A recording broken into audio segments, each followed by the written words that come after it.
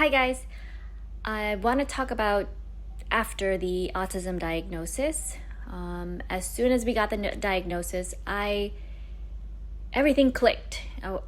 I was like, okay, this is what I've thought for a long time, and we finally now know. And there was no breathing room.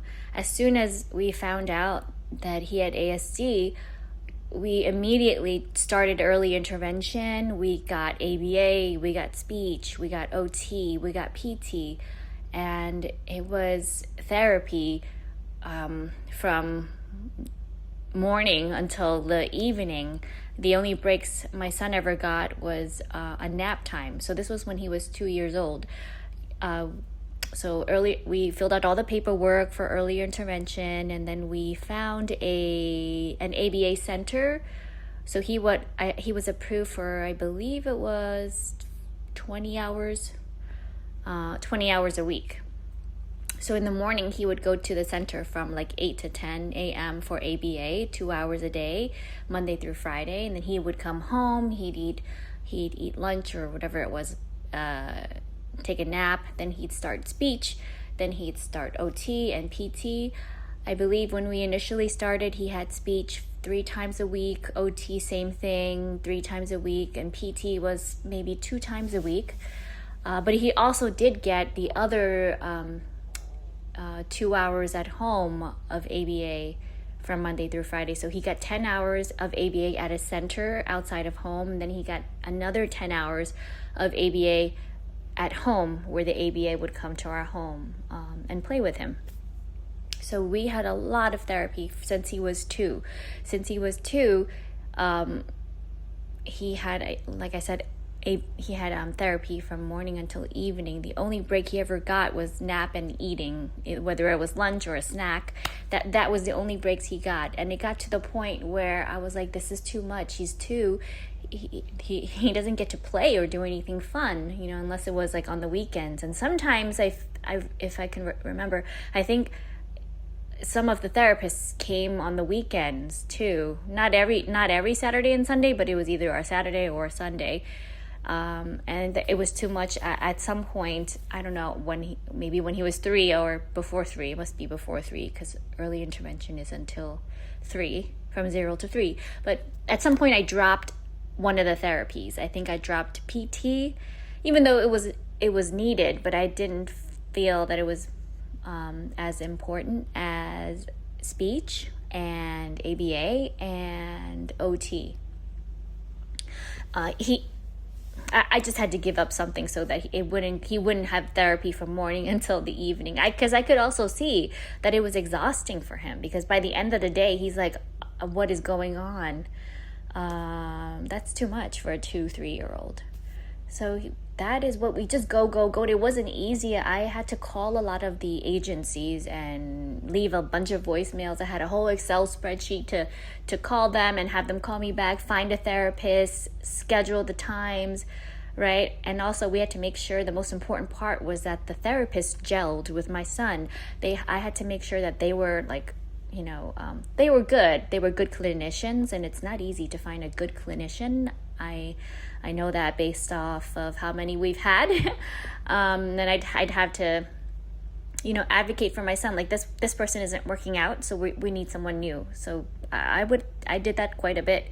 If my son was crying a lot, didn't like that therapist, I would just, switch, whether it's a different therapist from the same agency or a different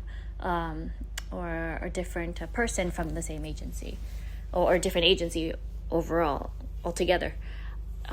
So there was a lot of therapies, and making sure that they played well with my son, not too much pressure and not too much hand over hand therapy that you see with a lot of ABAs. And I just remember it just felt so stressful. It was so stressful, like watching my son have to go through all these therapies, working on pointing for like half a year, working on saying mom, or just saying, or even just like if he wants me to pick him up, like just raise his arms up Like that was at the very beginning, like when we first started early intervention. We were still working on pointing because he wasn't doing pointing or raising his arms or saying the word for up, anything really, and I remember putting his toys all on our kitchen counter so that he would point to something that he wanted. Before verbal communication, we wanted to work on nonverbal, like pointing, raising your arm up if you need something.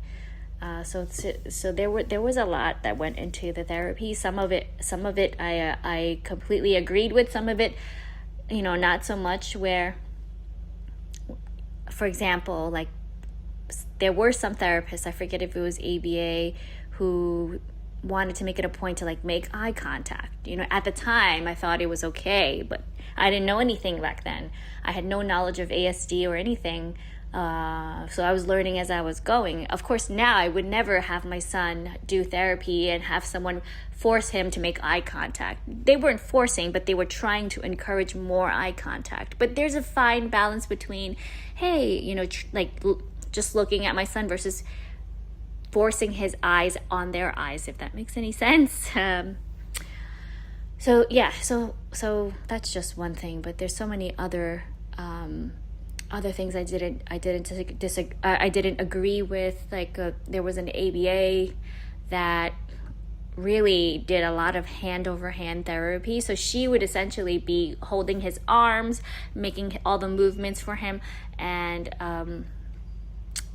kind of like he was just like a puppet, and she would just move him around like that. And at one point I confided in an OT. I was like, this person doesn't seem right. What do you think I should do? Because I was very close with my son's OT at the time, and I asked her for her professional opinion about this ABA who's just very hand over hand. And then as I did more research, I was like, hand over hand is actually not. It can be very traumatizing for anybody, especially a 2-year-old. There's no autonomy there. And so I got rid of her. I said bye-bye. And she made him cry a lot too. He didn't want to do things. And she would say, you think that's crying? And I'm like, yes, that is crying. And she would kind of like laugh it off in a way, like, oh, that's not crying. And so while I disagreed with a lot of the things she was doing in terms of hand over hand, and making my son cry a lot, I felt like she was a nice person, and she was good at what she did. If she didn't, control everything so much. So there's a lot of therapists out there that are not appropriate for my son, for anyone, I don't think. So really, even at the time when I didn't know anything, I still felt like this doesn't feel right. I listened to my mom gut, and I'm glad that I did, because we don't have to stick with the same therapist if we don't find that they're a good fit for our kid. So my son had a lot of my son's speech therapists were great. We did it via telehealth, and we did it at home, and they were all great. And we had a really good ABA therapist who came over and played with him. It was a lot of play, and then I spoke my needs for myself and for my son. I said, you're coming over to play with my kid, and I put pressure on him, just make sure he's safe, and teach him those play skills that he needs, and be there for him. Like, so of course I said that in a nicer way. So I at a certain point I got so into the rhythm. I'm like, hey, listen, this is what I need this person to be this for my son.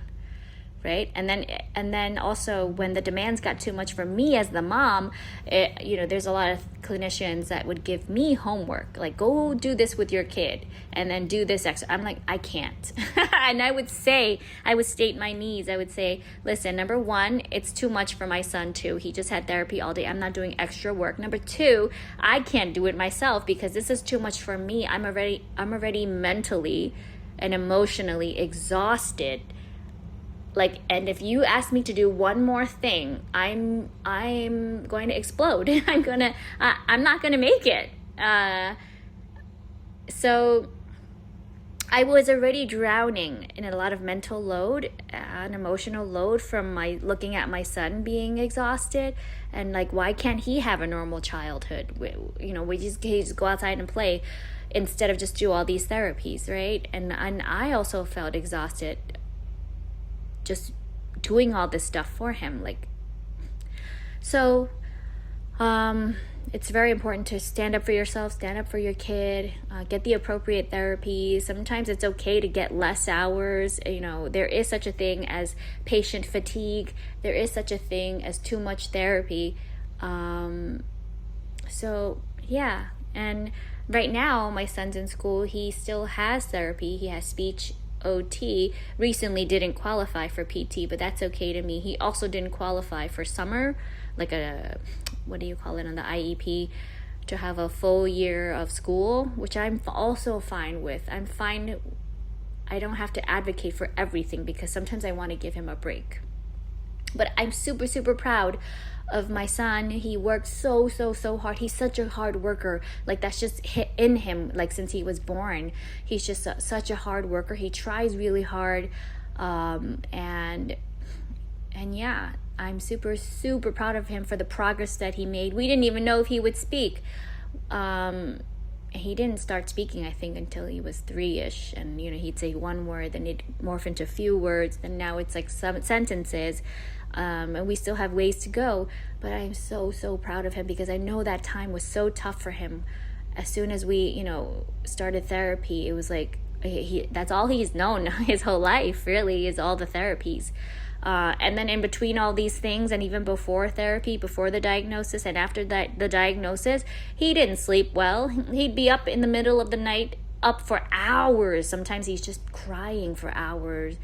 And, I can't imagine then waking up the next day and doing therapy all day after just having not slept, for 5 hours in the middle of the night. Of course, I'd make adjustments to his schedule when I could see it's not, he needs his rest, but that was happening too. That and the picky eating, the lack of nutrition in his body, and not knowing what he needed with speech. So I'm proud of him for all the progress he's made. Now he's able to tell me some things that he needs, things that he wants.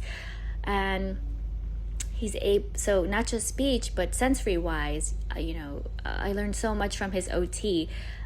Even though we had PT for a very brief moment during early intervention, he made so much progress.